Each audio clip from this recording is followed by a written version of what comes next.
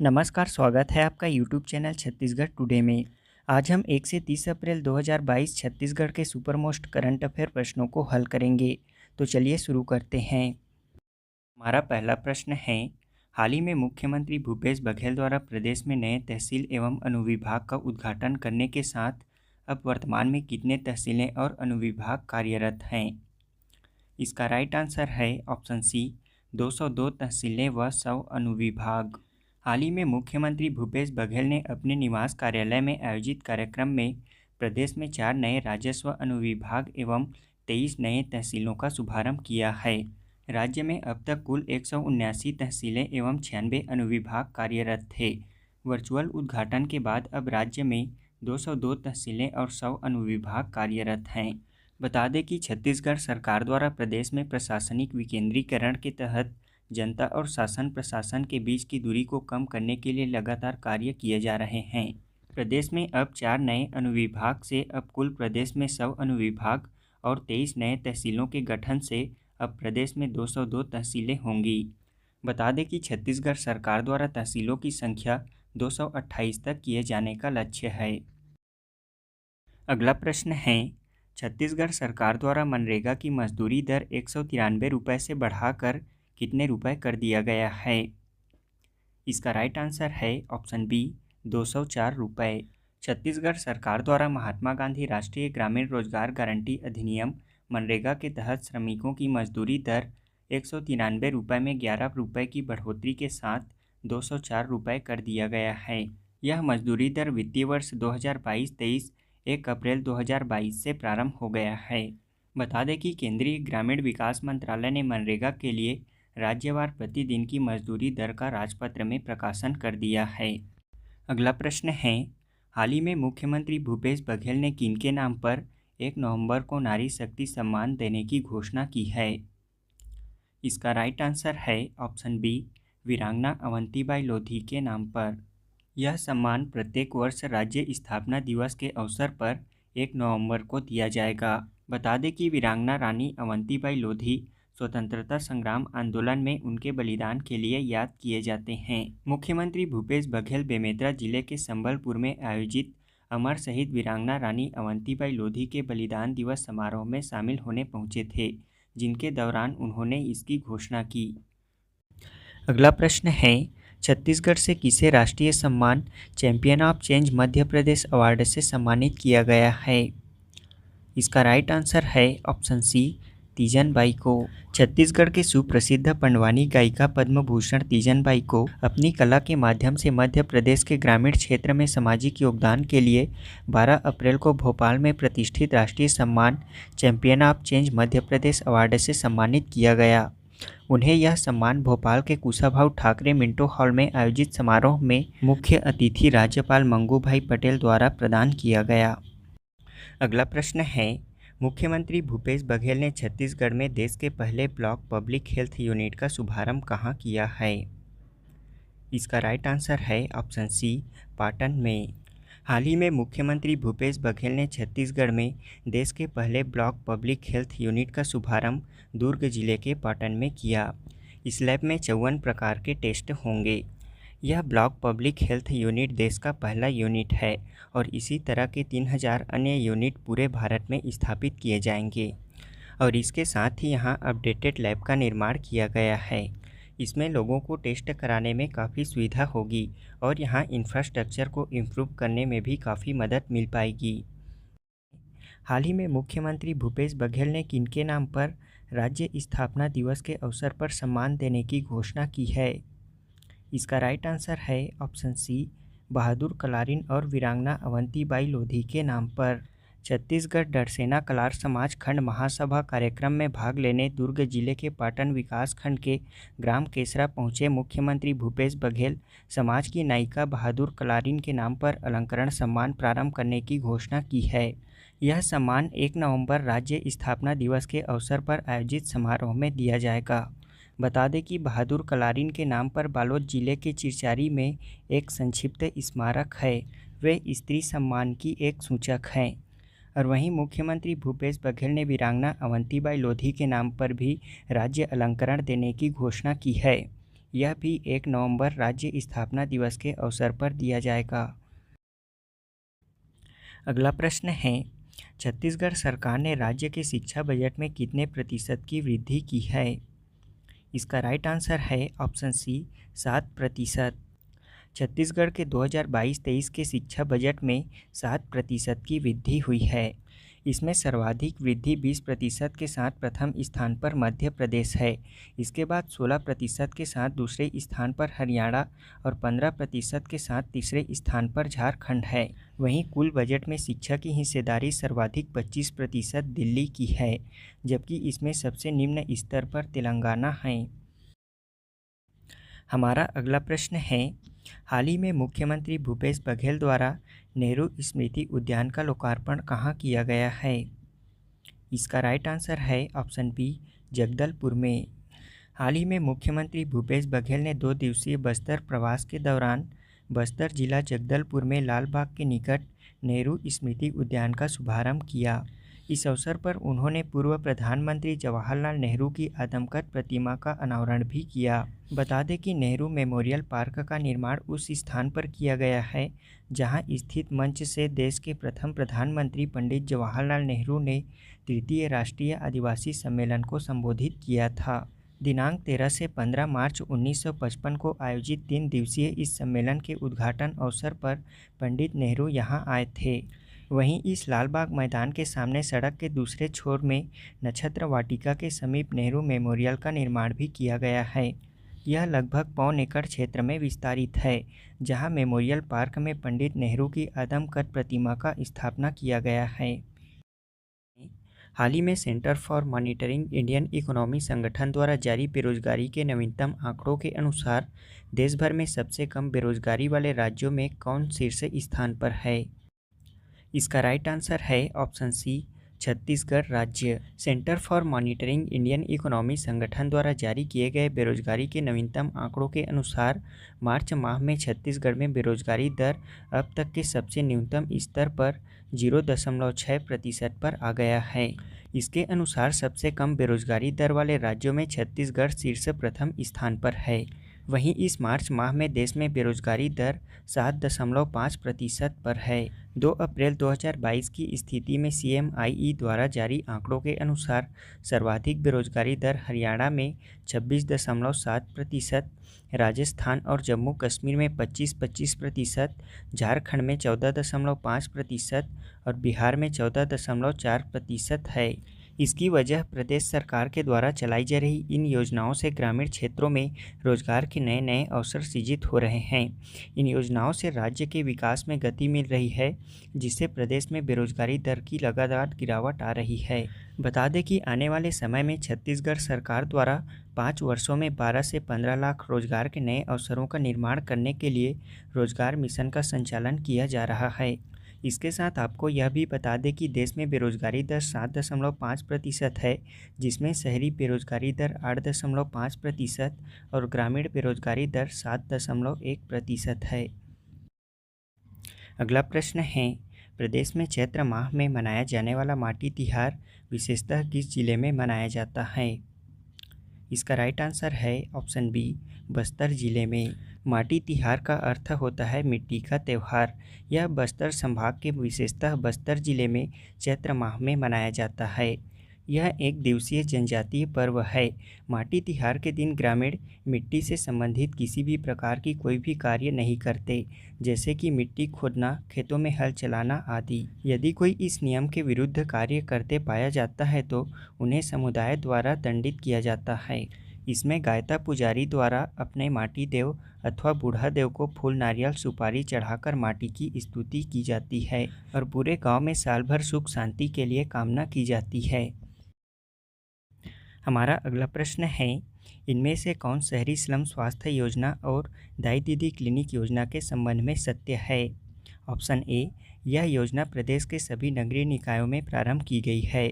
Option B, मुख्यमंत्री शहरी slum स्वास्थ्य योजना का शुभारंभ 1 नवंबर 2020 को किया गया था। ऑप्शन सी, योजना के तहत 60 नई मोबाइल मेडिकल यूनिट का शुभारंभ किया गया है। ऑप्शन डी, दाई दीदी क्लिनिक योजना का शुभारंभ 19 नवंबर 2020 को प्रारंभ किया गया था। इसका राइट आंसर है ऑप्शन ई, सभी सही है। मुख्यमंत्री शहरी स्लम स्वास्थ्य योजना और दाई दीदी क्लिनिक योजना का शुभारंभ प्रदेश के 14 नगर निगमों के साथ साथ 43 नगर पालिका परिषद एवं 111 नगर पंचायतों में प्रारंभ किया गया है। इन्हें अब क्लस्टरों में विभाजित कर कुल 60 मोबाइल मेडिकल यूनिट के माध्यम से स्वास्थ्य सेवाओं का लाभ पहुंचाया जाएगा। मुख्यमंत्री शहरी स्लम स्वास्थ्य योजना का शुभारंभ 1 नवंबर 2020 को किया गया था। इस योजना के तहत प्रदेश के आम नागरिकों को मोबाइल मेडिकल यूनिट द्वारा मेडिकल कैंप के माध्यम से फ्री परामर्श, उपचार, दवाइयाँ एवं दैनिक जीवन में होने वाले टेस्ट की सुविधाएं प्रदान की जाएंगी। इस योजना के तहत 31 मार्च 2022 को मुख्यमंत्री भूपेश बघेल द्वारा 60 नए मोबाइल मेडिकल यूनिट को हरी झंडी दी गई। वहीं मुख्यमंत्री शहरी स्लम स्वास्थ्य योजना के तहत महिलाओं को चौखट पर ही बेहतर स्वास्थ्य सेवा उपलब्ध कराने के उद्देश्य से दाई दीदी क्लिनिक योजना का शुभारंभ 19 नवंबर 2020 को पूर्व प्रधानमंत्री श्रीमती इंदिरा गांधी के जयंती पर किया गया था। इसमें संपूर्ण महिला स्टाफ द्वारा महिलाओं का इलाज किया जाता है। हाल ही में छत्तीसगढ़ सरकार ने सलवा जुडूम अभियान के दौरान छत्तीसगढ़ से विस्थापित कर तेलंगाना और आंध्र प्रदेश गए छत्तीसगढ़ के लोगों से वापस आने की पहल की है। यह अभियान कब प्रारंभ किया गया था? इसका राइट आंसर है ऑप्शन डी, सन 2005 में। सलवा जुडूम अभियान सन 2005 में प्रारंभ हुआ था। हाल ही में मुख्यमंत्री भूपेश बघेल ने सलवा जुडूम के दौरान छत्तीसगढ़ के बस्तर अंचल, सुकमा, बीजापुर, दंतेवाड़ा से विस्थापित कर तेलंगाना और आंध्र प्रदेश गए छत्तीसगढ़ के लोगों से वापस आने की पहल की है। राज्य सरकार ने कहा है कि यदि वह वापस आना चाहते हैं तो उनका दिल से स्वागत है। आपको बता दें कि सलवा जुडूम की शुरुआत 2005 में महेंद्र कर्मा ने की थी। महेंद्र कर्मा सलवा जुडूम के जनक माने जाते हैं। सलवा जुडूम एक आदिवासी शब्द है जिसका अर्थ होता है शांति की ओर लौटो। कम्युनिस्ट नेता रहे महेंद्र कर्मा ने कांग्रेस में आने के बाद सलवा जुडूम आंदोलन की शुरुआत किए थे। इस अभियान में ग्रामीण की फोर्स तैयार करना था जो कि माओवादियों के खिलाफ लड़ सके। ग्रामीण आदिवासियों को हथियार देकर उन्हें स्पेशल पुलिस ऑफिसर एसपीओ बनाया जाता था। इसके अंतर्गत उन्हें 1500 से 3000 रुपये तक भत्ता दिया जाता था। सलवा जुडूम के चलते नक्सली और ग्रामीणों के बीच जमकर संघर्ष हुआ। इस दौरान तकरीबन 644 से अधिक गांव खाली हो गए थे और हजारों लोगों को राहत शिविर में रहने के लिए मजबूर होना पड़ा था। मानवाधिकार कार्यकर्ताओं ने सलवा जुडूम को खूनी संघर्ष बढ़ाने वाला खतरनाक अभियान बताया। उनका कहना था कि मासूम गांव वालों को सरकार माओवादियों और नक्सलियों के खिलाफ हथियार बनाकर लड़ रही है। बता दें कि सन 2011 में मानवाधिकार कार्यकर्ता नंदिनी सुंदर इस मामले को लेकर सुप्रीम कोर्ट गईं और सुप्रीम कोर्ट ने सलवा जुडूम को अवैध घोषित कर दिया। सुप्रीम कोर्ट के आदेश के बाद सरकार को एसपीओ से हथियार वापस लेने पड़े। वहीं इस अभियान के दौरान बस्तर क्षेत्र के हजारों की संख्या में आदिवासियों ने तेलंगाना और आंध्र प्रदेश में पलायन किया था। करीब 17 सालों तक यहां रहने के बाद अब उन्हें वापस बेघर होना पड़ रहा है। दरअसल आंध्र प्रदेश और तेलंगाना दोनों राज्यों की सरकारों ने इनके घरों को तोड़कर वहां पौधारोपण कर दिया है और इसके पीछे उनका तर्क दिया जा रहा है कि इन आदिवासियों के पास वैध दस्तावेज नहीं हैं। इनके बेघर हो जाने के बाद अब ये आदिवासी परिवार दर दर भटक रहे हैं। छत्तीसगढ़ सरकार द्वारा वापस आने वाले इच्छुक लोगों को जमीन देने के साथ ही उन्हें राशन दुकान, स्कूल, रोजगार में मूलभूत सुविधाएं उपलब्ध कराई जाएंगी। अगला प्रश्न है, ट्विटर हैंडलिंग में राज्य के किस नगर निगम ने देश में पहला स्थान प्राप्त करने का गौरव हासिल किया है? इसका राइट आंसर है ऑप्शन सी, जगदलपुर नगर निगम ने।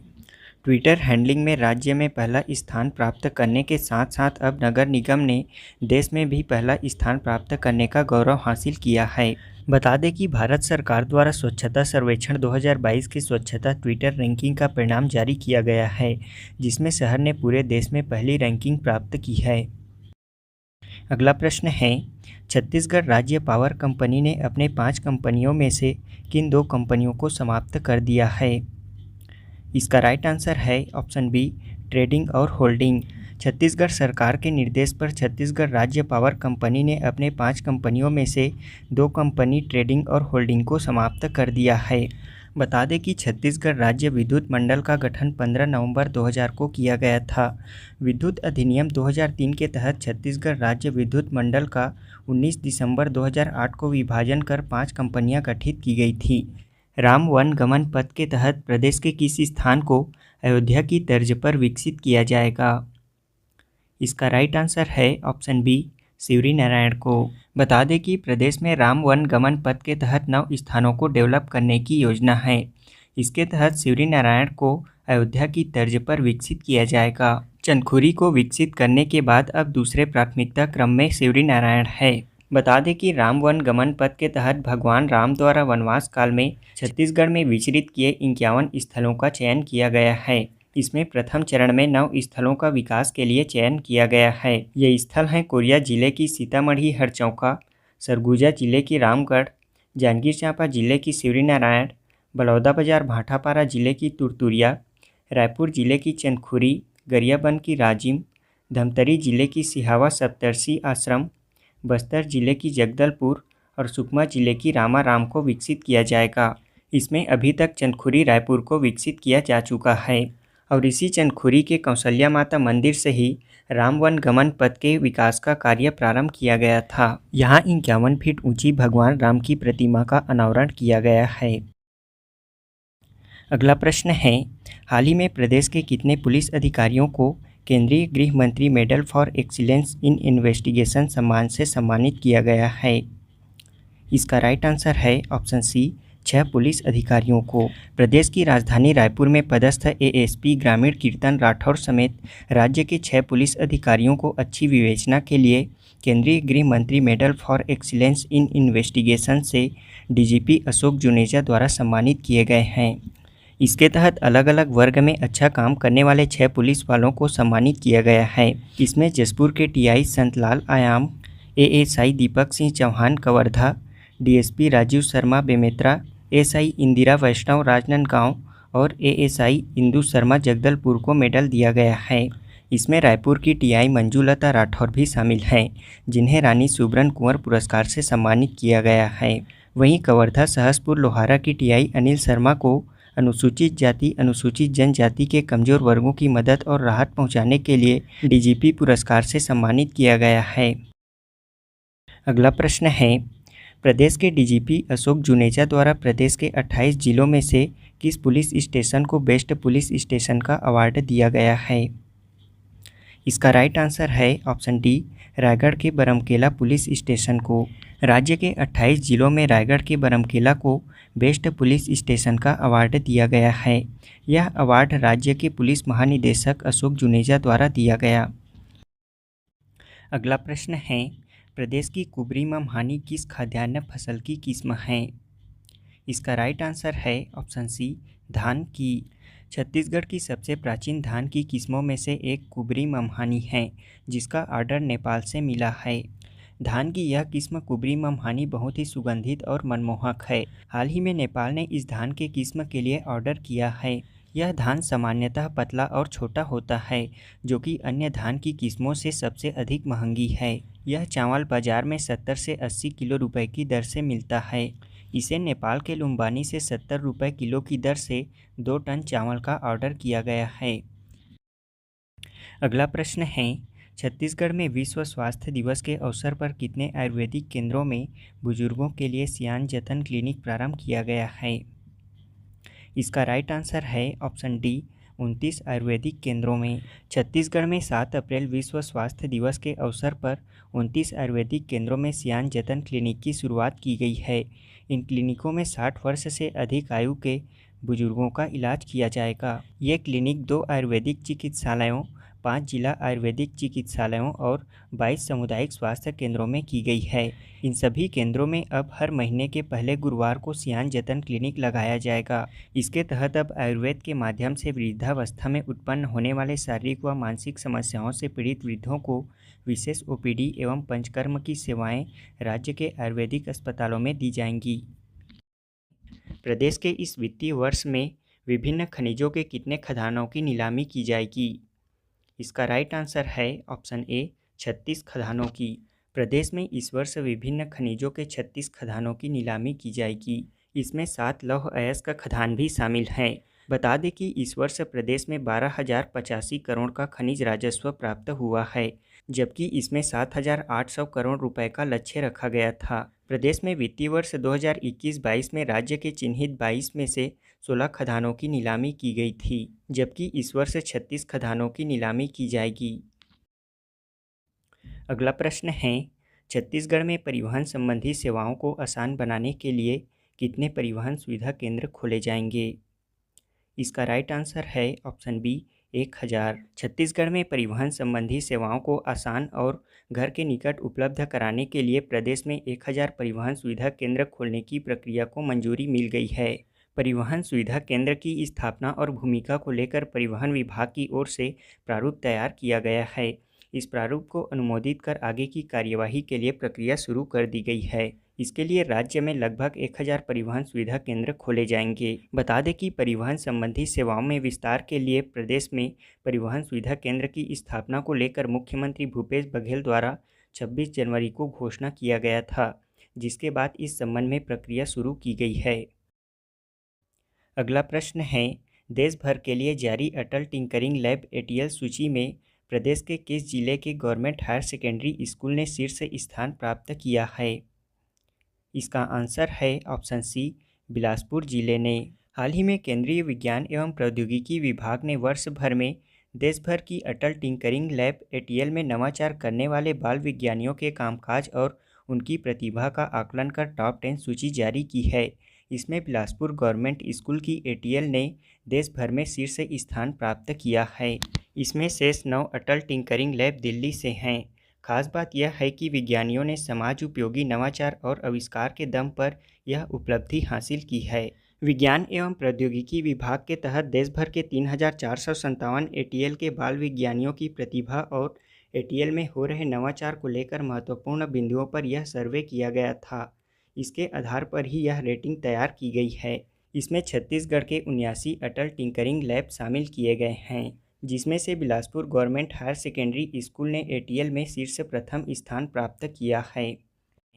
अखिल भारतीय साहित्य मंथन शोध संस्थान द्वारा छत्तीसगढ़ से किन्हें भारतेंदु हरिश्चंद्र अवार्ड 2022 से सम्मानित किया गया है? इसका राइट आंसर है ऑप्शन डी, गौतम सिंह पटेल को। अखिल भारतीय साहित्य मंथन शोध संस्थान नई दिल्ली द्वारा माथुर वैश्य सभागार आगरा उत्तर प्रदेश में प्रतिभा अलंकरण समारोह के अंतर्गत गौतम सिंह पटेल को भारतेंदु हरिश्चंद्र साहित्य सेवा सम्मान 2022 से सम्मानित किया गया है। बता दें कि भारतेंदु हरिश्चंद्र साहित्य सेवा सम्मान संपूर्ण भारत में साहित्य, शिक्षा, भाषा, कला, संगीत, संस्कृति, खेल, समाज सेवा, पत्रकारिता एवं शोध आदि के क्षेत्र में उत्कृष्ट कार्य करने वाले विशेषज्ञों को सम्मानित किया जाता है। और इसी दौरान सारंगढ़ के गौतम सिंह पटेल को भारतेंदु हरिश्चंद्र साहित्य सेवा सम्मान 2022 स्मृति चिन्ह, प्रमाण पत्र और शाल भेंटकर सम्मानित किया गया। अगला प्रश्न है, हाल ही में मुख्यमंत्री भूपेश बघेल द्वारा रामायण इंटरप्रिटेशन सेंटर का लोकार्पण कहाँ किया गया है? इसका राइट आंसर है ऑप्शन सी, सिवरी नारायण में। छत्तीसगढ़ में विकसित किए जा रहे राम वनगमन पर्यटन परिपथ के अंतर्गत जांजगीर चांपा जिले के सिवरी नारायण में मुख्यमंत्री भूपेश बघेल द्वारा रामायण इंटरप्रिटेशन सेंटर का लोकार्पण किया गया। इस रामायण इंटरप्रिटेशन सेंटर में रामायण कालीन घटनाओं और वनवास काल के दौरान श्री राम के द्वारा पैदल तय किए जाने वाले स्थानों के बारे में पेंटिंग्स के जरिए चित्रण किया गया है। इन पेंटिंग्स के जरिए आने वाली भावी पीढ़ी को रामायणकालीन घटनाओं की जानकारी स्पष्ट रूप से मिल सकेगी। इसे 90 लाख रुपए की लागत से कुल 6000 स्क्वायर फीट क्षेत्रफल में बनाया गया है। रामायण इंटरप्रिटेशन सेंटर के साथ ही इसी भवन में 40 बाई 50 स्क्वायर फीट का कैफेटेरिया भी बनाया गया है, ताकि देश विदेश से आने वाले पर्यटकों को यहाँ पर बेहतर गुणवत्ता का भोजन प्राप्त हो सके। और इसके बाहर माता सबरी की प्रतिमा भी स्थापित किए गए हैं, जिसमें भगवान राम को अपने जूठे बेर खिलाती हुई नजर आ रही हैं। बता दें कि छत्तीसगढ़ सरकार द्वारा सिवरी नारायण में पर्यटन सुविधाओं के विकास के लिए 39 करोड़ रुपए की कार्य योजना तैयार की गई है। इसके प्रथम चरण में 6 करोड़ रुपए की लागत से कराए गए विकास कार्यों का 10 अप्रैल 2022 को मुख्यमंत्री भूपेश बघेल द्वारा लोकार्पण किया गया। अब हम सिवरी नारायण के बारे में जान लेते हैं। सिवरी नारायण राजधानी रायपुर से लगभग 130 किलोमीटर दूर जांजगीर चांपा जिले में स्थित है। यह नवागढ़ तहसील विकासखंड के अंतर्गत स्थित है। यह धार्मिक स्थल महानदी शिवनाथ और जोंक नदी के संगम पर स्थित है। यह स्थल धार्मिक, ऐतिहासिक और पौराणिक नगरी के रूप में प्रसिद्ध है। इस विष्णु कांची तीर्थ का संबंध सबरी और नारायण होने के कारण इसे सबरी नारायण अथवा शिवरी नारायण कहा जाता है। यहाँ प्रसिद्ध नर नारायण और सबरी माता का मंदिर है। इस नर नारायण मंदिर का निर्माण 11वीं शताब्दी में हैहय वंशी राजाओं ने करवाया था। यहाँ पर 6वीं शताब्दी से लेकर 11वीं शताब्दी तक के प्रतिमाएं स्थापित हैं। शिवरी नारायण जगन्नाथपुरी धाम के नाम से विख्यात है। इसे भारत का 5वां धाम और गुप्त तीर्थ कहा जाता है। यह वही स्थान है जहाँ भगवान राम ने माँ सबरी के जूठे बेरों को ग्रहण किया था। रामवन गमन पर्यटन परिपथ के तहत छत्तीसगढ़ सरकार द्वारा पहले चरण के विकास के लिए चुने गए 9 में से 2 स्थानों में पर्यटन सुविधाओं के विकास तथा सौंदर्यीकरण का कार्य पूरा हो गया है। इनमें से मां कौशल्या धाम चंदखुरी के विकास कार्यों का लोकार्पण गत वर्ष 7 अक्टूबर को किया गया था। अब 10 अप्रैल को रामनवमी के अवसर पर शिवरी नारायण में पूर्ण हो चुके विकास कार्यों का लोकार्पण मुख्यमंत्री भूपेश बघेल द्वारा किया गया। इसके तहत शिवरी नारायण में सुविधाओं के विकास के लिए राज्य सरकार द्वारा 39 करोड़ रुपए जारी किया गया है, जिसमें प्रथम चरण के तहत 6 करोड़ के विकास कार्य पूर्ण हो चुके हैं। वहीं यहां से लगभग 3 से 4 किलोमीटर दूर खरौद में प्रसिद्ध लक्ष्मणेश्वर मंदिर स्थित है, जिसे छत्तीसगढ़ का काशी कहा जाता है। यह एक शिव मंदिर है। इसे लक्ष्मणेश्वर महादेव मंदिर के नाम से भी जाना जाता है। इस मंदिर का निर्माण 6वीं शताब्दी में करवाया गया था। कहा जाता है कि यहाँ रामायण काल में खर और दूषण का शासन था। लक्ष्मणेश्वर मंदिर के गर्भगृह में विशिष्ट शिवलिंग स्थापित है। इस शिवलिंग की विशेषता यह है कि इसमें 1 लाख छिद्र हैं। इस मंदिर में 1 लाख चावल का भोग चढ़ाया जाता है।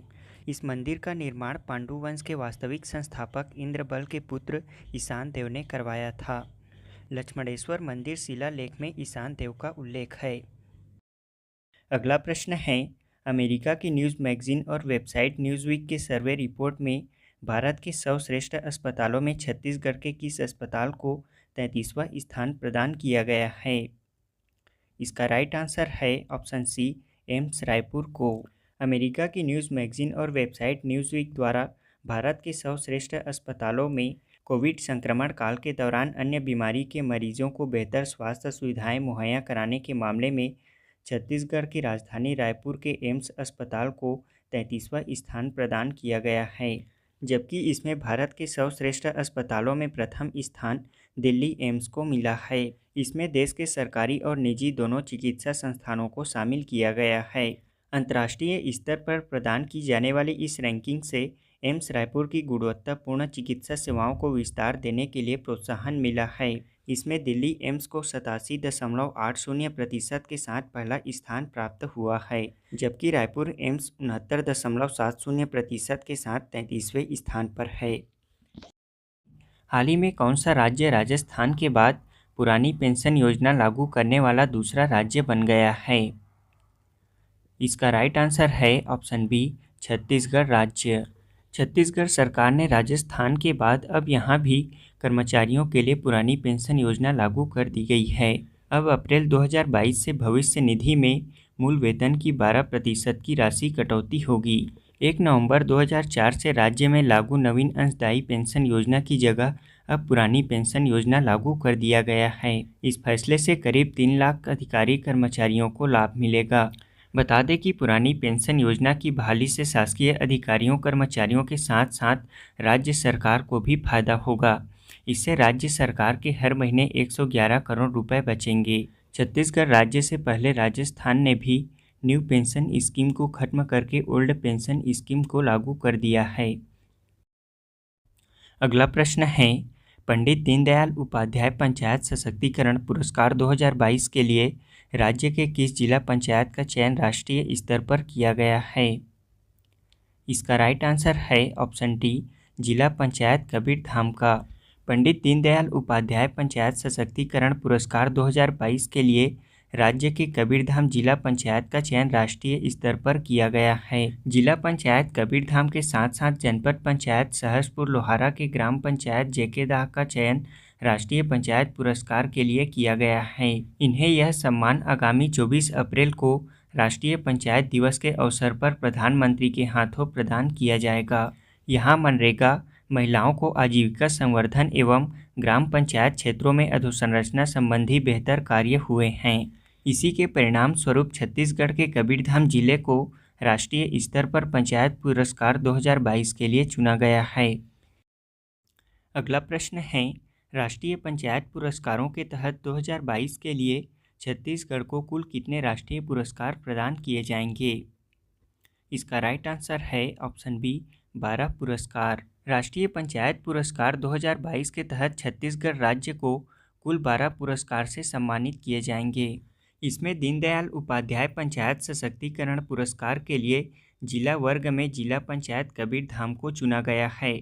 वहीं ब्लॉक वर्ग के लिए पाटन एवं सूरजपुर का चयन किया गया है। वहीं ग्राम पंचायत वर्ग में धमतरी जिले के ग्राम छिपली व हर्री भाठा, कोरिया जिले के चिरमी, बालोद जिले के पैरी, सूरजपुर जिले के बसदई और कबीरधाम जिले के जेकेदाह को पुरस्कार प्रदान किया जाएगा। वहीं चाइल्ड फ्रेंडली ग्राम पंचायत अवार्ड कैटेगरी में रायपुर जिले के आरंग ब्लॉक के अंतर्गत बनचरौदा को पुरस्कृत किया जाएगा।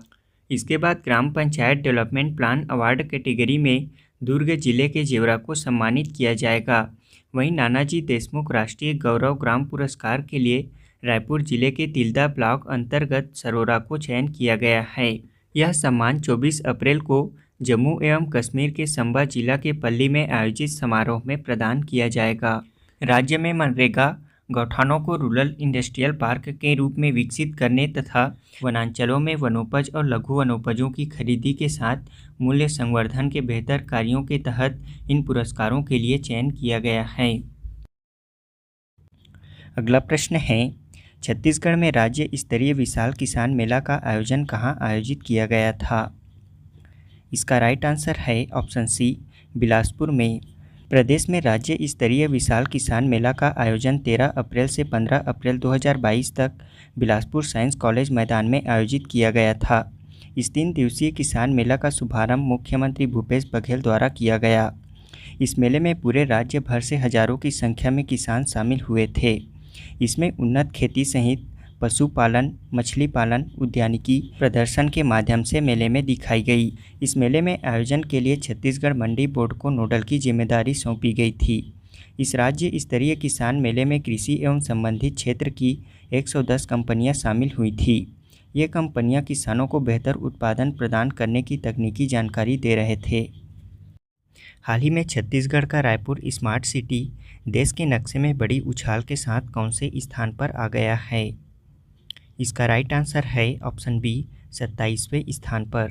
देश भर के स्मार्ट सिटी शहरों की रैंकिंग में रायपुर स्मार्ट सिटी 70वें नंबर से सीधे 27वें नंबर पर आ गया है। इस रैंकिंग में रायपुर को 140 अंकों में 46.6 अंक प्राप्त हुए हैं। एक साल में ही देश के स्मार्ट शहरों की रैंकिंग में रायपुर ने 43 पायदानों की छलांग मारकर टॉप 30 में शामिल हो गया है।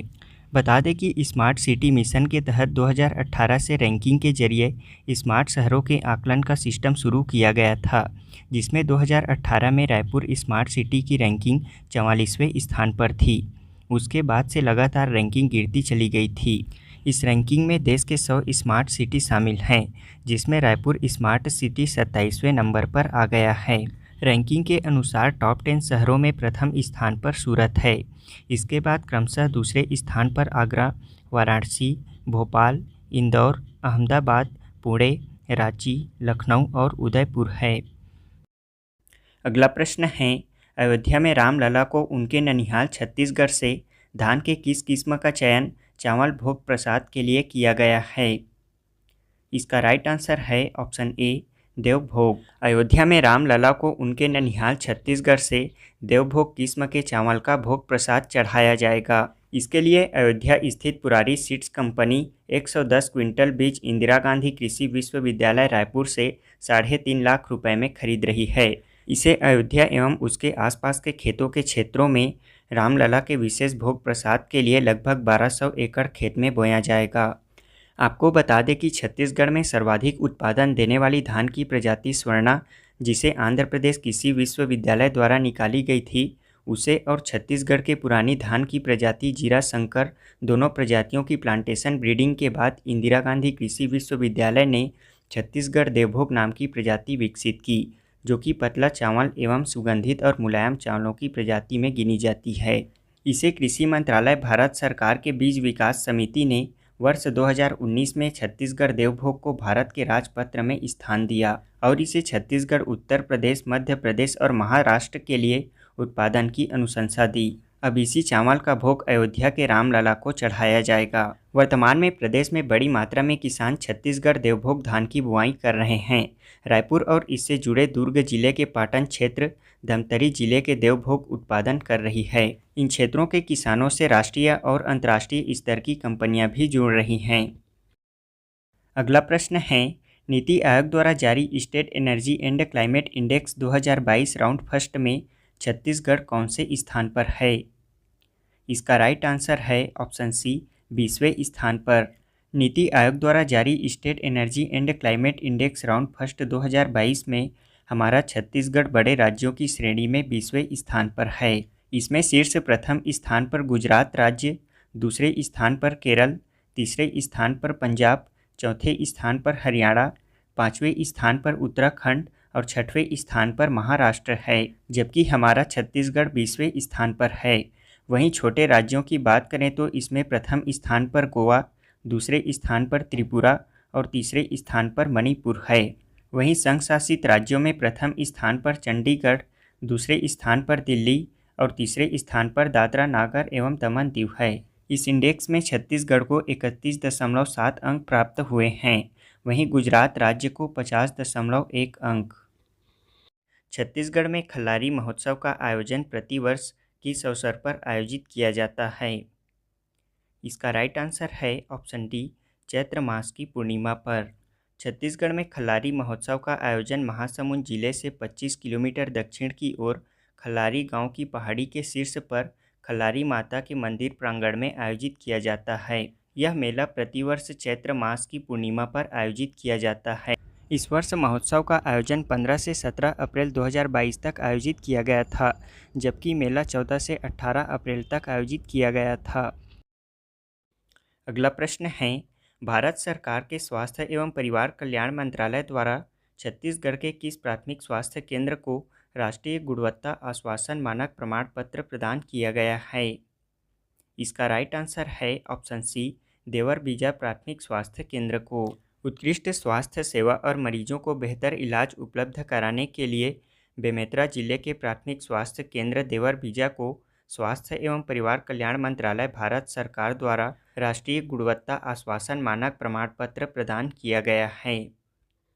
अगला प्रश्न है, हाल ही में कुष्ठ पोषण योजना के पायलट प्रोजेक्ट में किस जिले को शामिल किया गया है? इसका राइट आंसर है ऑप्शन बी, बलौदाबाजार भाटापारा जिला को। कुष्ठ एक संक्रामक रोग है।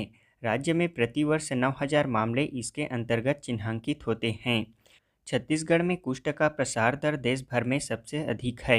यह हर वर्ग को समान रूप से प्रभावित करता है। इसे ही ध्यान में रखते हुए मरीजों के लिए राज्य में कुष्ठ योजना का क्रियान्वयन किया जा रहा है। वर्तमान में यह योजना अपने पायलट प्रोजेक्ट मोड में है। यह योजना अब तक महासमुंद जिले में संचालित की जा रही थी, जिसमें अब बलौदाबाजार भाटापारा जिला भी शामिल हो गया है। कुष्ठ पोषण योजना के तहत 1 लीटर सोयाबीन तेल, 1.5 किलो मूंगफली का दाना, फूटा चना और 500 ग्राम स्किम्ड दूध पाउडर मरीजों को निःशुल्क प्रदान किया जा रहा है। यह पूरक पोषण आहार मरीज के उपचार की पूरी अवधि तक प्रति माह दिया जाता है। इसके साथ ही मरीजों को विटामिन एवं मिनरल्स की गोलियां भी निःशुल्क दी जाती है। अगला प्रश्न है, राष्ट्रीय जनजातीय साहित्य महोत्सव का आयोजन कहाँ आयोजित किया गया था? इसका राइट आंसर है ऑप्शन बी, राजधानी रायपुर में। राष्ट्रीय जनजातीय साहित्य महोत्सव 2022 का आयोजन राजधानी रायपुर के पंडित दीनदयाल उपाध्याय ऑडिटोरियम में आयोजित किया गया था। यह आयोजन 19 अप्रैल से 21 अप्रैल 2022 तक आयोजित किया गया। इस महोत्सव का शुभारंभ 19 अप्रैल को मुख्यमंत्री भूपेश बघेल द्वारा किया गया और इस महोत्सव का समापन 21 अप्रैल को राज्यपाल अनुसुईया उइके द्वारा किया गया। बता दें कि राष्ट्रीय जनजातीय साहित्य महोत्सव का आयोजन आदिम जाति अनुसंधान एवं प्रशिक्षण संस्थान द्वारा किया गया था। आज़ादी का अमृत महोत्सव के तहत दिल्ली में आयोजित सम्मेलन में छत्तीसगढ़ सरकार की तरफ से प्रतिनिधि के रूप में कौन शामिल हुए थे? इसका राइट आंसर है ऑप्शन सी, अमरजीत भगत ने। छत्तीसगढ़ के खाद्य और संस्कृति मंत्री अमरजीत भगत छत्तीसगढ़ सरकार की तरफ से प्रतिनिधि के रूप में आज़ादी का अमृत महोत्सव के तहत दिल्ली में आयोजित सम्मेलन में शामिल हुए थे। यह सम्मेलन केंद्रीय संस्कृति मंत्रालय द्वारा आयोजित किया गया था। इस सम्मेलन का उद्घाटन केंद्रीय गृह मंत्री अमित शाह द्वारा किया गया। इस सम्मेलन का उद्देश्य आज़ादी का अमृत महोत्सव अभियान में राज्यों और केंद्र शासित प्रदेशों की महत्वपूर्ण भागीदारी सुनिश्चित करना था। अगला प्रश्न है, मनेंद्रगढ़ में हसदेव नदी के तट पर स्थित फौजिस पार्क अब किस नाम से जाना व पहचाना जाएगा? इसका राइट आंसर है option C, Gondwana marine park. Manendragarh में हसदेव नदी के तट पर स्थित फौजिस पार्क अब गोंडवाना मेरीन फॉसिल पार्क के रूप में जाना व पहचाना जाएगा। यह पार्क वर्तमान कोरिया जिला अंतर्गत स्थित है। अगला प्रश्न है, छत्तीसगढ़ योग आयोग द्वारा राज्य स्तरीय योगासन प्रतियोगिता का आयोजन राजधानी रायपुर में कब से कब तक आयोजित किया गया था? इसका राइट आंसर है ऑप्शन ए, 25 अप्रैल से 27 अप्रैल 2022 तक। छत्तीसगढ़ योग आयोग द्वारा राज्य स्तरीय योगासन प्रतियोगिता का आयोजन राजधानी रायपुर के पंडित दीनदयाल ऑडिटोरियम में 25 से 27 अप्रैल 2022 तक आयोजित किया गया था। अगला प्रश्न है, 80वें स्कॉच शिखर सम्मेलन 2022 में एनएमडीसी ने कितने पुरस्कार जीते हैं? इसका राइट आंसर है ऑप्शन बी, 2 पुरस्कार। भारत में सर्वाधिक वृहत लौह अयस्क उत्पादक राष्ट्रीय खनिज विकास निगम एनएमडीसी ने हाल ही में स्कॉच नई दिल्ली द्वारा आयोजित 80वें स्कॉच शिखर सम्मेलन एवं स्कॉच पुरस्कारों में 1 स्वर्ण तथा 1 रजत पदक पुरस्कार से सम्मानित किया गया। इसके तहत एनएमडीसी को सामाजिक उत्तरदायित्व की श्रेणी में gold award NMDC ITI Bhansi के माध्यम से दंतेवाड़ा जिले में तकनीकी शिक्षा एवं कौशल विकास को प्रोत्साहित करने तथा ईआरपी कार्यान्वयन के लिए परियोजना कल्पतरू के लिए डिजिटल समावेशन की श्रेणी में रजत पुरस्कार दिया गया है। अगला प्रश्न है, हाल ही में जारी आंकड़ों के अनुसार छत्तीसगढ़ राज्य में पिछले 3 वर्षों में कुपोषण में कितने प्रतिशत की कमी दर्ज की गई है? इसका राइट आंसर है ऑप्शन बी, 8.7%। हाल ही में जारी आंकड़ों के अनुसार छत्तीसगढ़ में एकीकृत बाल विकास सेवा, मुख्यमंत्री बाल संदर्भ योजना, वजन त्योहार तथा नवजतन जैसी योजनाओं एवं मुख्यमंत्री पोषण अभियान के समन्वित प्रयास से विगत 3 वर्षों के दौरान कुपोषण में 8.7% की कमी दर्ज की गई है। राष्ट्रीय परिवार सर्वेक्षण 4 के अनुसार प्रदेश में 5 वर्ष से कम उम्र के 37.7% बच्चे कुपोषण और 15 से 49 वर्ष की 47% महिलाएं एनीमिया से पीड़ित थीं। इन कुपोषित बच्चों में अधिकांश आदिवासी और दूरस्थ वनांचलों से थे। मुख्यमंत्री सुपोषण अभियान के माध्यम से छत्तीसगढ़ राज्य को कुपोषण और एनीमिया से मुक्त कराने की रणनीति तैयार की गई है। 2 अक्टूबर 2019 से मुख्यमंत्री सुपोषण अभियान शुरू होने के समय वर्ष 2019 के आंकड़ों के अनुसार प्रदेश में लगभग 4,33,541 बच्चे कुपोषित थे। अब वर्तमान में प्रदेश में 1,72,000 से अधिक बच्चे कुपोषण मुक्त हो गए हैं। इसके तहत कुपोषित बच्चों की संख्या में 39% की कमी आई है। वहीं राज्य में 85,000 महिलाएं एनीमिया से मुक्त हो चुकी हैं। राष्ट्रीय परिवार स्वास्थ्य सर्वेक्षण 5 के मुताबिक राज्य में कुपोषण का प्रतिशत 31.3% है, जो कि कुपोषण में राष्ट्रीय औसत से 32.1% से कम है। अगला प्रश्न है, हाल ही में मुख्यमंत्री भूपेश बघेल ने निम्न में से किसे छत्तीसगढ़ का 33वां नया जिला बनाने की घोषणा की है? इसका राइट आंसर है ऑप्शन सी, खैरागढ़ छुई खदान कंडई जिला। हाल ही में मुख्यमंत्री भूपेश बघेल ने खैरागढ़ के नतीजे आने के 3 घंटे बाद ही खैरागढ़ छुई खदान गंडई को जिला बनाने की घोषणा कर दी है। यह छत्तीसगढ़ का 33वां जिला होगा। मुख्यमंत्री भूपेश बघेल ने नवनिर्वाचित कांग्रेस विधायक यशोदा वर्मा की मांग पर मुख्यमंत्री ने तत्काल इसकी सहमति दे दी है। जिला बनाने की साथ ही साल्हेवारा को पूर्ण तहसील और जालबांधा को उप तहसील बनाने की भी घोषणा की है। मुख्यमंत्री के घोषणा के बाद अब खैरागढ़ छुई खदान गंडई जिला को छत्तीसगढ़ का 33वां जिला बनाने की प्रक्रिया विभाग द्वारा शुरू कर दी गई है।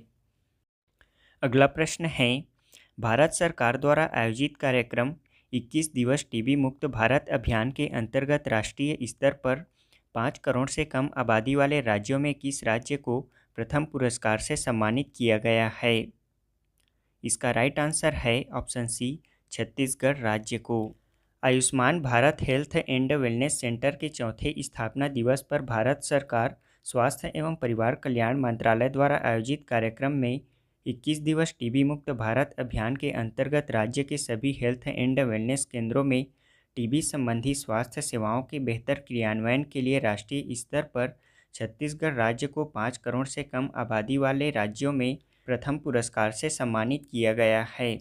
बता दें कि छत्तीसगढ़ राज्य में 24 मार्च से 13 अप्रैल 21 दिवस तक 6 उन्मूलन कार्यक्रम अंतर्गत राज्य के सभी हेल्थ एंड वेलनेस केंद्रों में अभियान के रूप में टीबी उन्मूलन संबंधी स्वास्थ्य सेवाएं प्रदान की गई हैं। वहीं छत्तीसगढ़ सरकार द्वारा भी टीबी मुक्त छत्तीसगढ़ अभियान चलाया जा रहा है। छत्तीसगढ़ सरकार द्वारा 2023 तक प्रदेश को टीबी मुक्त रखने का लक्ष्य रखा गया है, जबकि भारत को 2025 तक टीबी मुक्त रखने का लक्ष्य रखा गया है। अगला प्रश्न है, हाल ही में खैरागढ़ उपचुनाव में कांग्रेस की जीत में यशोदा वर्मा ने बीजेपी उम्मीदवार कोमल जंघेल पर कितने वोटों से जीत दर्ज की है? इसका राइट आंसर है ऑप्शन बी, 20,000 वोटों से। हाल ही में हुए खैरागढ़ उपचुनाव में कांग्रेस की जीत में यशोदा वर्मा ने बीजेपी उम्मीदवार कोमल जंघेल पर 20,176 वोटों से जीत दर्ज की है। अगला प्रश्न है, हाल ही में छत्तीसगढ़ के किस नदी के तट पर देश का सबसे पुराना प्राकृतिक बंदरगाह होने के साक्ष्य मिले हैं? इसका राइट आंसर है ऑप्शन सी, पैरी नदी। छत्तीसगढ़ के पैरी नदी के तट पर देश का सबसे पुराना प्राकृतिक बंदरगाह होने के साक्ष्य मिले हैं। यहाँ समुद्री जहाज़ों से सामान सिरपुर, कटक और फिर अरब सागर के रास्ते विदेश ले जाए जाने के प्रमाण हैं। बता दें कि पैरी नदी का उद्गम गरियाबंद जिला अंतर्गत बिंद्रा नवागढ़ तहसील के मैनपुर पठार के भातरीगढ़ पहाड़ी से हुआ है।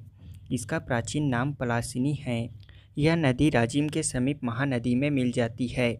इस नदी की सहायक नदी सोंढूर नदी है। गरियाबंद जिले में पैरी नदी पर सन 1995 में सीकासार परियोजना स्थापित किया गया था, जिसमें सन 2006 से 3.5 मेगावाट के 2 यूनिट यानी कि 60 मेगावाट का विद्युत उत्पादन किया जा रहा है। हाल ही में छत्तीसगढ़ ही में प्रदेश की पहली वेब सीरीज़ तैयार की गई है। इस वेब सीरीज़ का क्या नाम है? इसका राइट आंसर है ऑप्शन बी, लाल खदान। छत्तीसगढ़ की पहली छत्तीसगढ़ी वेब सीरीज़ का नाम लाल खदान है। लाल खदान की कहानी सस्पेंस थ्रिलर के रूप में हल्के फुल्के अंदाज में बनाया गया है। एन माही फिल्म्स द्वारा निर्मित इस वेब सीरीज़ का प्रसारण OTT प्लेटफॉर्म पर 15 अप्रैल से किया गया है। इस वेब सीरीज़ के निर्माता मोहित कुमार साहू और निर्देशक कौशल उपाध्याय हैं। अगला प्रश्न है, छत्तीसगढ़ के किस वेट लिफ्टिंग खिलाड़ी ने वर्ल्ड लिफ्टिंग चैंपियनशिप 2022 के लिए भारतीय टीम में अपनी जगह बनाई है? इसका राइट आंसर है ऑप्शन सी, ज्ञानेश्वरी यादव ने। छत्तीसगढ़ की जूनियर वेट लिफ्टिंग खिलाड़ी ने वर्ल्ड वेट लिफ्टिंग चैंपियनशिप 2022 के लिए भारतीय टीम में अपनी जगह बनाई है। बता दें कि राजनांदगांव की ज्ञानेश्वरी यादव का चयन उनके शानदार प्रदर्शन के आधार पर किया गया है। अब वे ग्रीस में आयोजित 19 अप्रैल से 12 मई तक world junior weight lifting championship में अपना प्रदर्शन करेंगी। ज्ञानेश्वरी यादव 49 किलोग्राम वजन वर्ग में हिस्सा लेंगी। इस वर्ग में हिस्सा लेने वाली वे 7वीं खिलाड़ी बन गई हैं। वहीं इस जूनियर वर्ग में ज्ञानेश्वरी यादव पहली खिलाड़ी हैं। इससे पहले ज्ञानेश्वरी यादव ने हाल ही में उड़ीसा में आयोजित राष्ट्रीय जूनियर प्रतियोगिता में रजत पदक जीता था, जिसके कारण उनका चयन भारतीय टीम में किया गया है। छत्तीसगढ़ से इससे पहले भी सीनियर वेट लिफ्टिंग चैंपियनशिप में अजयदीप सारंग, रुस्तम सारंग, अनीता शिंदे, मधुसूदन जंघेल, केशव साहू एवं जगदीश विश्वकर्मा भारत का प्रतिनिधित्व कर चुके हैं। इसमें ज्ञानेश्वरी यादव जूनियर वर्ग में वर्ल्ड चैंपियनशिप खेलने वाली पहली खिलाड़ी हैं। हाल ही में मुख्यमंत्री भूपेश बघेल के घोषणानुसार प्रदेश के किस स्थल को राम वन गमन पथ सर्किट में शामिल करने की घोषणा की गई है? इसका राइट आंसर है ऑप्शन डी, चंपारण को। महाप्रभु वल्लभाचार्य की जन्मभूमि चंपारण को राम वन गमन पथ सर्किट में शामिल किया जाएगा। मुख्यमंत्री भूपेश बघेल ने यह घोषणा बिलाईगढ़ में आयोजित एक सामाजिक कार्यक्रम में की। बता दें कि चंपारण महाप्रभु वल्लभाचार्य की जन्मस्थली होने के कारण चंपारण वैष्णव समुदाय के लोगों के लिए प्रमुख आस्था का केंद्र है। यहाँ चंपेश्वर महादेव मंदिर व श्री महाप्रभु वल्लभाचार्य की बैठक विशेष आकर्षण का केंद्र है। इस मंदिर परिसर में वल्लभ जी के संपूर्ण जीवन काल की घटनाओं का सचित्र वर्णन किया गया है।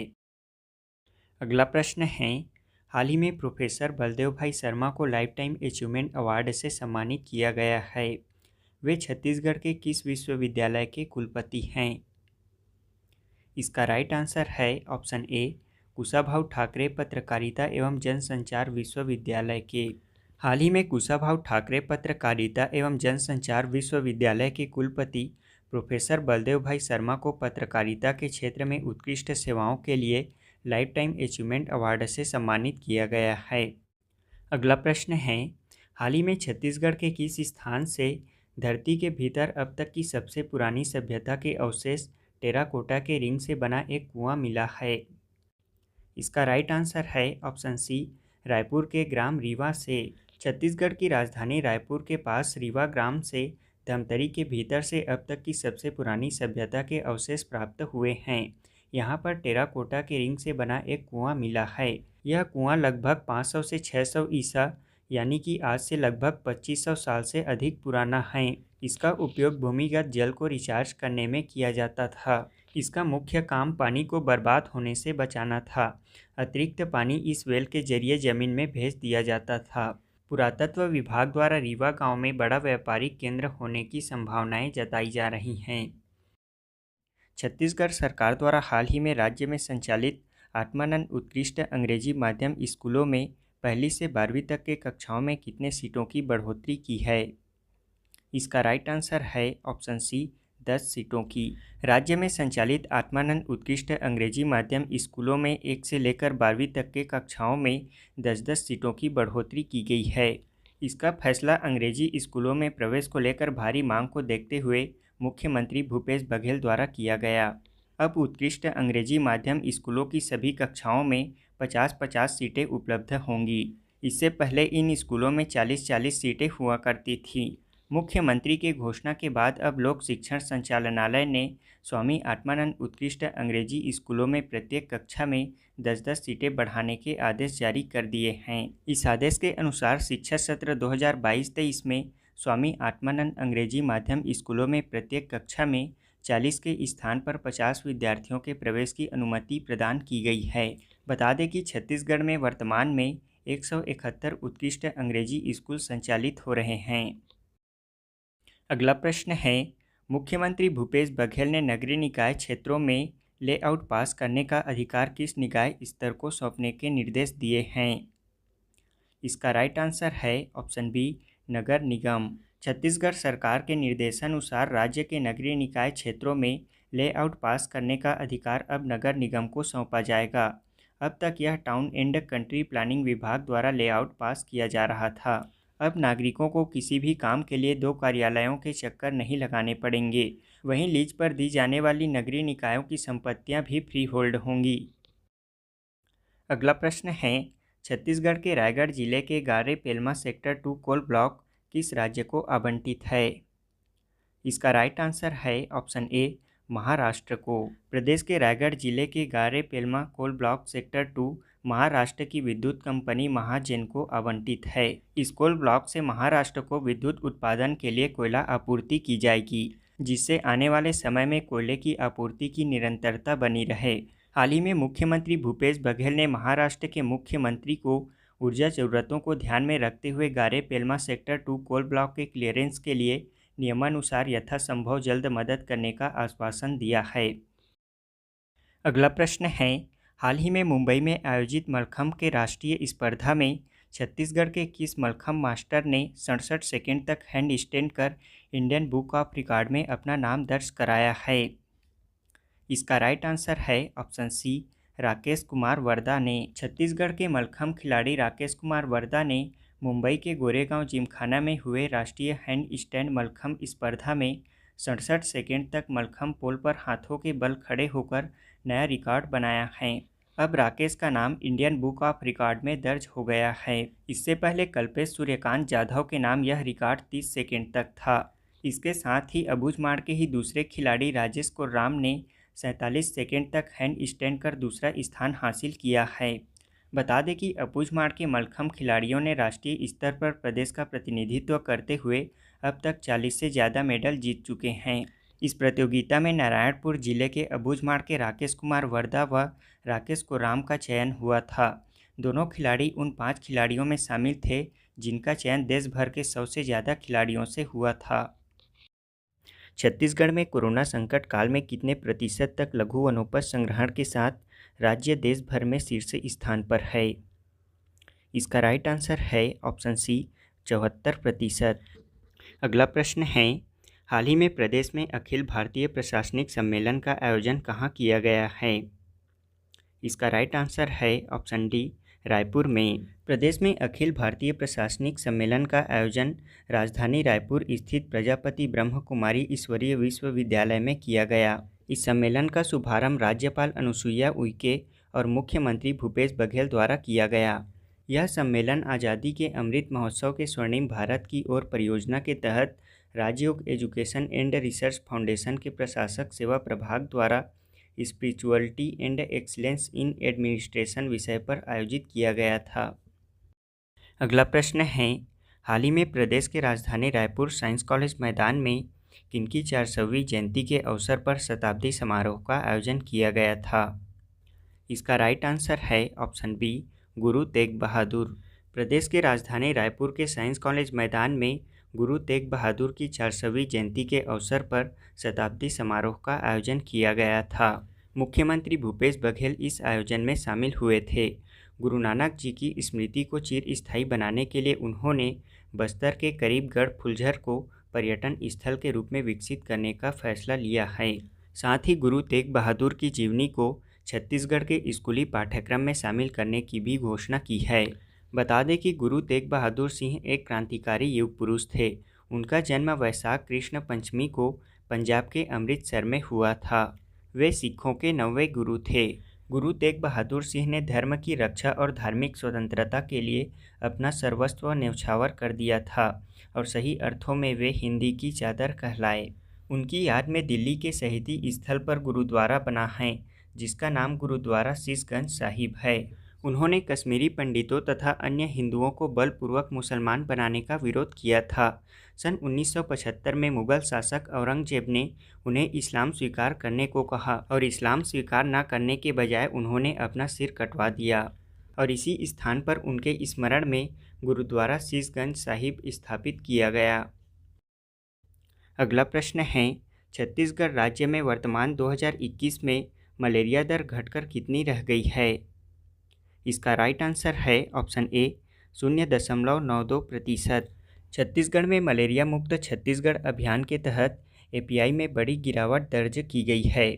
इसके तहत 2018 में 2.63% की तुलना में 2021 में 0.92% पर आ गई है। बता दें कि राज्य शासन के स्वास्थ्य एवं परिवार कल्याण विभाग तथा राष्ट्रीय स्वास्थ्य मिशन के तहत छत्तीसगढ़ द्वारा जनवरी-फरवरी 2020 में बस्तर संभाग के 7 आकांक्षी जिलों में मलेरिया मुक्त बस्तर अभियान का पहला चरण संचालित किया गया था। मलेरिया मुक्त बस्तर अभियान की सफलता को देखते हुए इसे पूरे प्रदेश को मलेरिया मुक्त छत्तीसगढ़ के लिए मलेरिया मुक्त छत्तीसगढ़ अभियान की शुरुआत की गई। अब तक प्रदेश के बस्तर संभाग में इस अभियान के 5 चरण व अन्य संभागों में 2 चरण संचालित किए गए हैं। इस अभियान से छत्तीसगढ़ के मलेरिया के मामलों में कुल 62.5% की गिरावट आई है। वहीं प्रदेश में मलेरिया टेस्ट पॉजिटिविटी दर 4.60% से घटकर 0.79% पर आ गई है। अगला प्रश्न है, छत्तीसगढ़ राज्य को 25 अप्रैल मलेरिया दिवस के अवसर पर केंद्रीय स्वास्थ्य एवं परिवार कल्याण मंत्रालय भारत सरकार द्वारा सम्मानित किया गया है।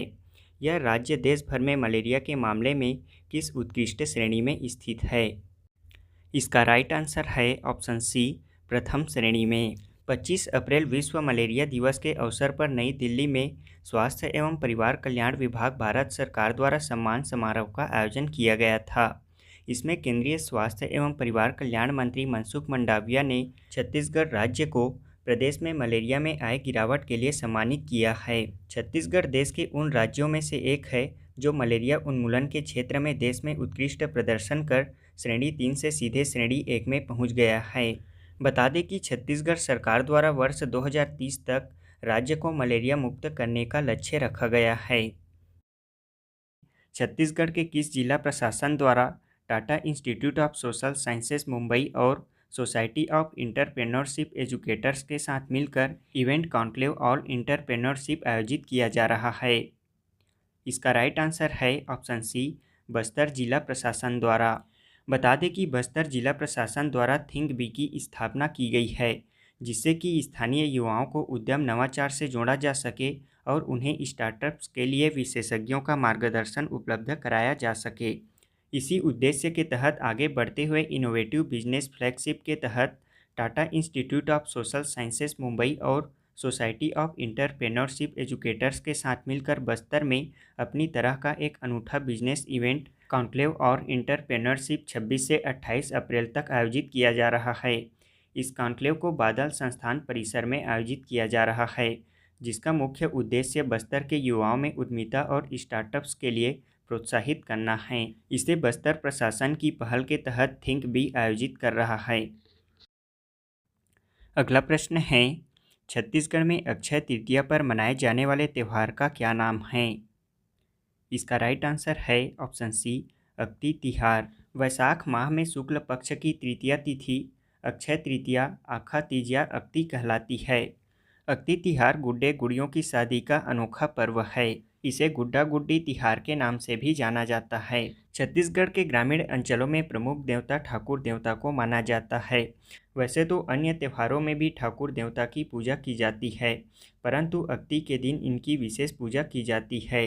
अक्षय तृतीया पर मान्यता है कि इस दिन जो भी कार्य किया जाता है वह फलदायी होता है। इस दिन मांगलिक कार्य संपन्न किए जाते हैं और साथ ही किसान संग्रहित बीजों की पूजा अर्चना कर आगामी अच्छी फसल के लिए ईश्वर से प्रार्थना भी करते हैं। 12 मासों में तृतीया होती है, परंतु वैशाख की यह तिथि अक्षय होने के कारण इसे महत्वपूर्ण माना जाता है। हाल ही में प्रदेश के कृषि मंत्री रविंद्र चौबे ने अपने निवास कार्यालय में इंदिरा गांधी कृषि विश्वविद्यालय द्वारा आयोजित किए जाने वाले अक्ति तिहार के लोगो तथा प्रचार फिल्म का विमोचन किया। बता दें कि अक्ति तिहार अक्षय तृतीया के अवसर पर 3 मई 2022 को इंदिरा गांधी कृषि विश्वविद्यालय के अंतर्गत संचालित प्रदेश के विभिन्न जिलों में स्थित सभी कृषि महाविद्यालयों एवं कृषि विज्ञान केंद्रों में आयोजित किया जाएगा। साथ ही छत्तीसगढ़ शासन की सुराजी गांव योजना के अंतर्गत स्थापित उन जिले के प्रमुख गौठानों को भी इस कार्यक्रम से जोड़ा जाएगा। अगला प्रश्न है, हाल ही में केंद्रीय सड़क परिवहन एवं राजमार्ग मंत्री नितिन गडकरी ने छत्तीसगढ़ में कुल कितने किलोमीटर लंबाई के 33 सड़क परियोजनाओं का लोकार्पण एवं शिलान्यास किया है? इसका राइट आंसर है ऑप्शन बी, 1017 किलोमीटर। केंद्रीय सड़क परिवहन एवं राजमार्ग मंत्री नितिन गडकरी और मुख्यमंत्री भूपेश बघेल ने छत्तीसगढ़ में 9,240 करोड़ रुपए की लागत की कुल 1017 किलोमीटर लंबाई की 33 सड़क परियोजनाओं का लोकार्पण एवं शिलान्यास किया। यह शिलान्यास समारोह राजधानी रायपुर के Pandit Jawaharlal Nehru memorial medical college में सड़क परिवहन एवं राजमार्ग मंत्रालय भारत सरकार तथा भारतीय राष्ट्रीय राजमार्ग प्राधिकरण द्वारा आयोजित किया गया था। प्रदेश में इन सड़कों के बनने से पड़ोसी राज्यों उड़ीसा, महाराष्ट्र, मध्य प्रदेश, झारखंड, उत्तर प्रदेश से कनेक्टिविटी और अच्छी हो जाएगी।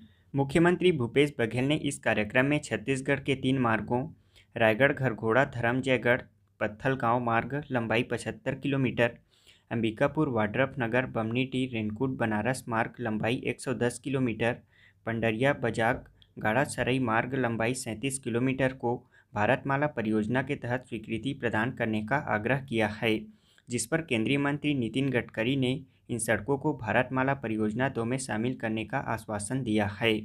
बता दें कि परिवहन मंत्रालय के तहत छत्तीसगढ़ में वर्ष 2024 तक लगभग 1 लाख करोड़ रुपए की सड़कों का निर्माण कार्य होगा। अगला प्रश्न है, हाल ही में मुख्यमंत्री भूपेश बघेल द्वारा छत्तीसगढ़ लोक सेवा आयोग के नए कार्यालय भवन का लोकार्पण कहाँ किया गया? इसका राइट आंसर है ऑप्शन ए, नवा रायपुर में।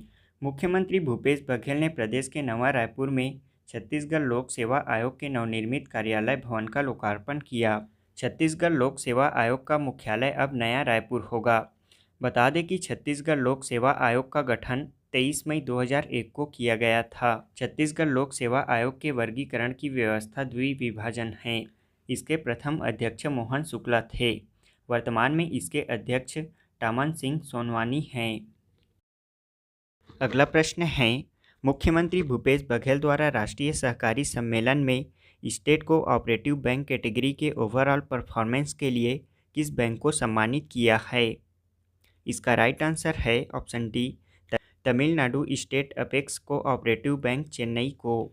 हाल ही में राजधानी रायपुर स्थित पंडित दीनदयाल उपाध्याय ऑडिटोरियम में आयोजित राष्ट्रीय सहकारी सम्मेलन एवं नॉप्सकॉप द्वारा आयोजित राष्ट्रीय पुरस्कार वितरण समारोह में मुख्यमंत्री भूपेश बघेल ने कोऑपरेटिव बैंक कैटेगरी में ओवरऑल परफॉर्मेंस के लिए Tamil Nadu state apex cooperative bank Chennai को प्रथम पुरस्कार से सम्मानित किया है।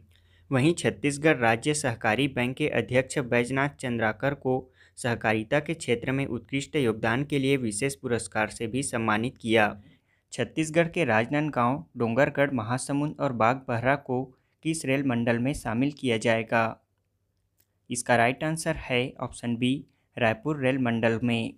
प्रदेश के राजनांदगांव, डोंगरगढ़, महासमुंद और बागबाहरा को रायपुर रेल मंडल अंतर्गत शामिल किया जाएगा। अगला प्रश्न है, छत्तीसगढ़ का पहला सी मार्ट कहाँ खोला गया है? इसका राइट आंसर है ऑप्शन डी, रायपुर में। छत्तीसगढ़ के उत्पादों को बढ़ावा देने के लिए राजधानी रायपुर के नेताजी सुभाष स्टेडियम परिसर में छत्तीसगढ़ का पहला सी मार्ट 25 अप्रैल को खोला गया है।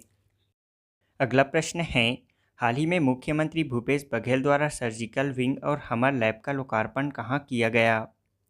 इसका राइट आंसर है ऑप्शन बी, दुर्ग जिले में। मुख्यमंत्री भूपेश बघेल ने जिला चिकित्सालय दुर्ग में सर्जिकल विंग और हमर लैब का लोकार्पण किया।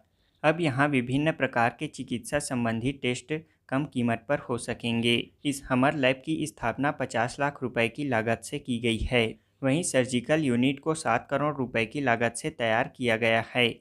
इसमें 10 बेड आईसीयू के हैं। इस हाईटेक सर्जिकल यूनिट के साथ ही क्रिटिकल केयर की सुविधाओं में जिला चिकित्सालय में चिकित्सकीय सुविधाओं की बढ़ोतरी हुई है।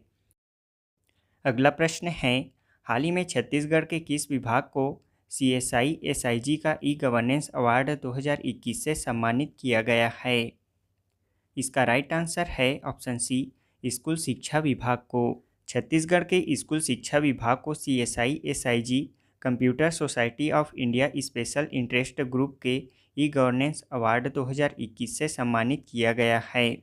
यह अवार्ड प्रदेश के स्कूली बच्चों के आकलन एवं अभ्यास कार्य को आसान बनाने के लिए लागू टेली प्रैक्टिस के लिए रिकॉग्निशन कैटेगरी में प्रदान किया गया है। बता दें कि प्रदेश में स्कूल शिक्षा विभाग द्वारा बच्चों के आकलन एवं अभ्यास कार्य को आसान बनाने एवं आकलन की प्रक्रियाओं में आमतौर पर होने वाली विसंगतियों को दूर करने के लिए राष्ट्रीय सूचना केंद्र NIC के सहयोग से टेली प्रैक्टिस नामक कार्यक्रम चलाया जा रहा है। इसमें शिक्षकों एवं विद्यार्थियों को टेलीग्राम में एक समूह बनाकर कार्य करना होता है। इसमें बच्चों के समक्ष प्रश्न आते जाते हैं और उनका बिना समय गंवाए बच्चों को जवाब देना होता है। अगला प्रश्न है, हाल ही में मुख्यमंत्री भूपेश बघेल ने किस जिले में हॉकी के प्रेमियों के लिए एस्ट्रोटर्फ बनाने की घोषणा की है? इसका राइट आंसर है ऑप्शन सी, दुर्ग जिले में। हाल ही में मुख्यमंत्री भूपेश बघेल ने दुर्ग जिला विकास कार्यक्रम में 233 करोड़ रुपए के विभिन्न विकास कार्यों का लोकार्पण और भूमि पूजन के साथ दुर्ग जिले में हॉकी प्रेमियों के लिए एस्ट्रोटर्फ बनाने की घोषणा किए हैं।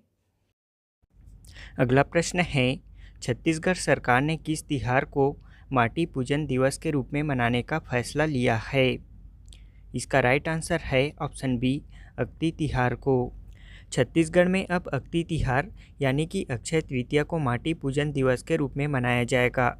इस संबंध में मुख्यमंत्री भूपेश बघेल की घोषणा का परिपालन करते हुए निर्देश जारी कर दिया गया है। इस वर्ष अक्षय तृतीया पर 3 मई को राजधानी रायपुर में राज्य स्तरीय कार्यक्रम का आयोजन किया जाएगा और साथ ही राज्य भर में कार्यक्रम आयोजित कर धरती माता की रक्षा की शपथ ली जाएगी। बता दें कि अक्षय तृतीया को छत्तीसगढ़ में अक्ति के नाम से जाना जाता है।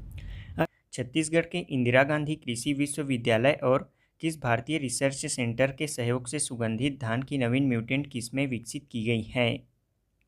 इसका राइट आंसर है option B, Bhabha atomic research centre Trombay Mumbai के सहयोग से। छत्तीसगढ़ के इंदिरा गांधी कृषि विश्वविद्यालय द्वारा भारतीय atomic research centre Trombay Mumbai के सहयोग से सुगंधित धान की नवीन म्यूटेंट किस्में विकसित की गई हैं। इसमें धान की 5 म्यूटेंट किस्में शामिल हैं। ट्राम्बे छत्तीसगढ़ दुबराज म्यूटेंट 1, विक्रम TCR छत्तीसगढ़ जवा फूल म्यूटेंट, ट्राम्बे छत्तीसगढ़ विष्णुभोग म्यूटेंट तथा ट्राम्बे छत्तीसगढ़ सोनागाठी। अगला प्रश्न है, छत्तीसगढ़ शासन द्वारा निजी विश्वविद्यालयों की स्थापना एवं संचालन के लिए गठित किए गए आयोग का क्या नाम है? इसका राइट आंसर है ऑप्शन डी, निजी विश्वविद्यालय विनियामक आयोग। प्रदेश में निजी विश्वविद्यालयों में सूचना के अधिकार अधिनियम 2005 के अंतर्गत प्राप्त होने वाले प्रकरणों का त्वरित निराकरण होता रहे, इसके लिए आयोग कार्यालय में एक दिवसीय कार्यालय एवं व्याख्यान का आयोजन किया जा रहा है।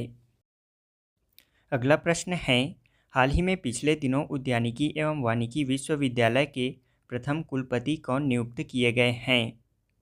इसका राइट आंसर है ऑप्शन ए, रामलखन खरे। छत्तीसगढ़ की राज्यपाल अनुसुईया उइके द्वारा रामलखन खरे, जो कि संयुक्त संचालक कृषि, छत्तीसगढ़ राज्य जल संग्रहण क्षेत्र प्रबंधक संस्था, गोधन न्याय सेल मंत्रालय नवा रायपुर को महात्मा गांधी उद्यानिकी एवं वानिकी विश्वविद्यालय पाटन दुर्ग का प्रथम कुलसचिव नियुक्त किया गया है। इस नियुक्ति का आदेश राज्यपाल के उप सचिव द्वारा जारी कर दिया गया है। बता दें कि महात्मा गांधी उद्यानिकी विश्वविद्यालय की स्थापना सन 2020 में की गई थी। यह पाटन दुर्ग में स्थित है। यह विश्वविद्यालय छत्तीसगढ़ का प्रथम उद्यानिकी विश्वविद्यालय है। दिसंबर 2021 में डॉक्टर रामशंकर कुरिल को इस विश्वविद्यालय के पहले कुलपति बनाए गए हैं। अगला प्रश्न है, छत्तीसगढ़ के किस स्थान में नए प्लास्टिक पार्क का निर्माण किया जाएगा? इसका राइट आंसर है ऑप्शन सी, सरोरा रायपुर में। प्रदेश के राजधानी नवा रायपुर अंतर्गत सरोरा में 32 एकड़ का नया प्लास्टिक पार्क का निर्माण किया जाएगा। इसके लिए जमीन अधिग्रहण की सूचना जारी कर दी गई है। यहाँ बिरगांव के आसपास 700 से अधिक ज़्यादा छोटी बड़ी फैक्ट्रियाँ होने की वजह से ज़मीन की कमी पड़ गई, जिसके कारण अब यह राज्य सरकार ने सरोरा में नया प्लास्टिक पार्क बनाने का निर्णय लिया है। बता दें कि छत्तीसगढ़ में पहला प्लास्टिक पार्क का निर्माण तिल्दा रायपुर में किया गया है और दूसरे नंबर का प्लास्टिक पार्क खैरजीटी राजनांदगांव में किया गया है। केंद्रीय रसायन और उर्वरक मंत्रालय ने देश भर में 10 प्लास्टिक पार्क बनाने की मंजूरी दी है।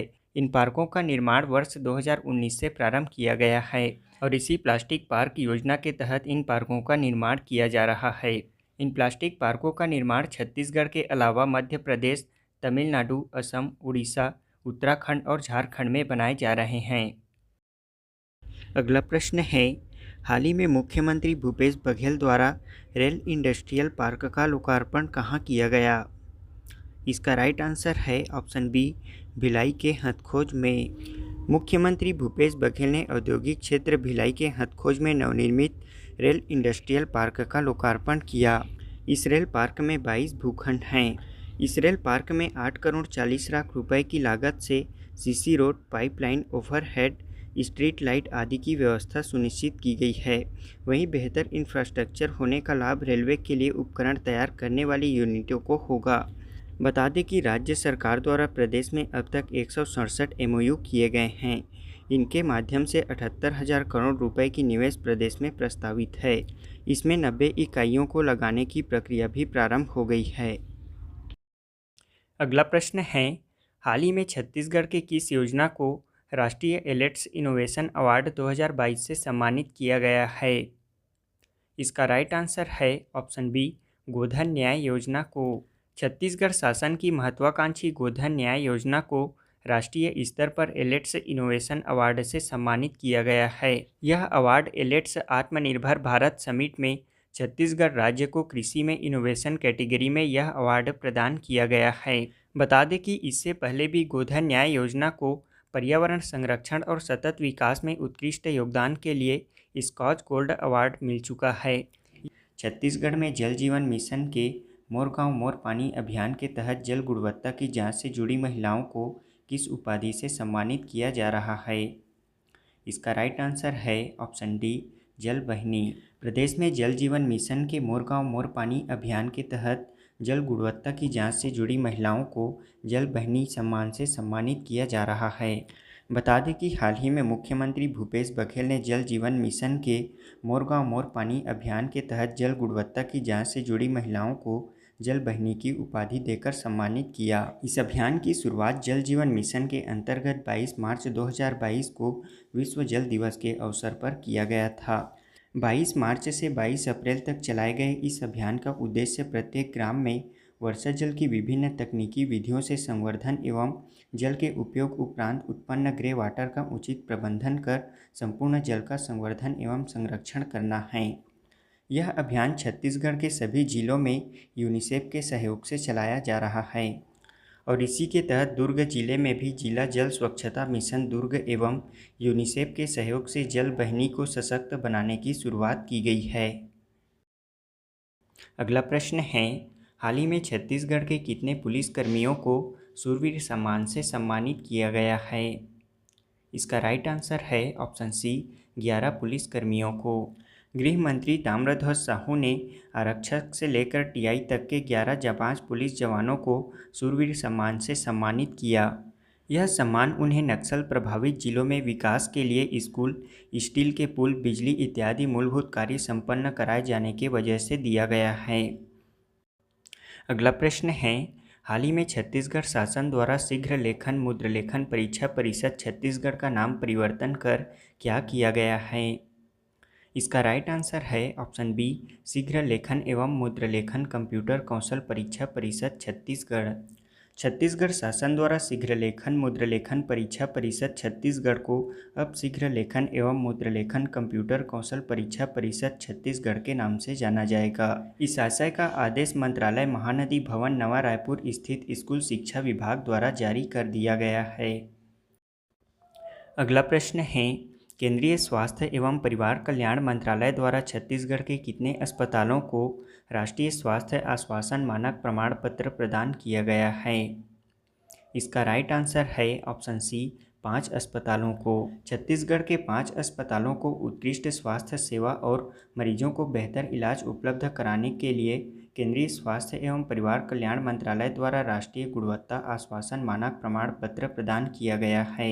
इसमें केंद्रीय स्वास्थ्य मंत्रालय ने प्रदेश के 3 प्राथमिक स्वास्थ्य केंद्रों तथा 2 शहरी प्राथमिक स्वास्थ्य केंद्रों को गुणवत्ता प्रमाण पत्र से सम्मानित किया।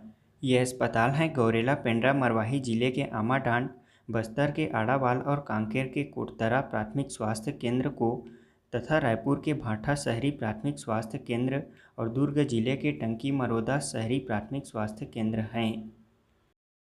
अगला प्रश्न है, हाल ही में मुख्यमंत्री भूपेश बघेल द्वारा छत्तीसगढ़ में मानव तस्करी, हाईवे पेट्रोलिंग तथा कानून व्यवस्था के लिए कितने वाहनों को हरी झंडी दी है? इसका राइट आंसर है ऑप्शन बी 61 वाहनों को। मुख्यमंत्री भूपेश बघेल द्वारा छत्तीसगढ़ में मानव तस्करी, हाईवे पेट्रोलिंग तथा कानून व्यवस्था के लिए 61 वाहनों को हरी झंडी दी। इसमें हाईवे पेट्रोलिंग अंतर्गत 15 वाहन, मानव तस्करी विरोधी इकाई के अंतर्गत 24 वाहन तथा कानून व्यवस्था के लिए 22 वाहन शामिल हैं। अगला प्रश्न है, सुखद यात्रा पत्रिका प्रदेश के किस विश्वविद्यालय द्वारा प्रकाशित की गई पत्रिका है? इसका राइट आंसर है ऑप्शन डी हेमचंद यादव विश्वविद्यालय। सुखद यात्रा पत्रिका हेमचंद यादव विश्वविद्यालय द्वारा प्रकाशित की गई पत्रिका है। हाल ही में राज्यपाल अनुसुईया उइके द्वारा राजभवन में हेमचंद यादव विश्वविद्यालय दुर्ग की स्थापना दिवस के अवसर पर इस पत्रिका का विमोचन किया गया। हेमचंद यादव विश्वविद्यालय की स्थापना सन 2015 में की गई थी। अगला प्रश्न है, भारत सरकार द्वारा छत्तीसगढ़ में कितने नए एकलव्य विद्यालय स्थापित किए जाएंगे? इसका राइट आंसर है ऑप्शन ए 50 विद्यालय। छत्तीसगढ़ राज्य में 50 नए एकलव्य विद्यालय स्थापित किए जाएंगे। हाल ही में भारत सरकार से राज्य में 50 नए एकलव्य विद्यालय आदिवासी इलाकों में खोलने की स्वीकृति मिली है। इस बार राज्य में घोर नक्सल प्रभावित जिलों में शिक्षा के स्तर को बेहतर करने के लिए 16 नक्सल प्रभावित जिलों में खोले जाएंगे। इन आवासीय विद्यालय में कक्षा 6वीं से 12वीं तक के बच्चे पढ़ाई करेंगे और प्रत्येक विद्यालय में 420 बच्चों की पढ़ाई की व्यवस्था होगी।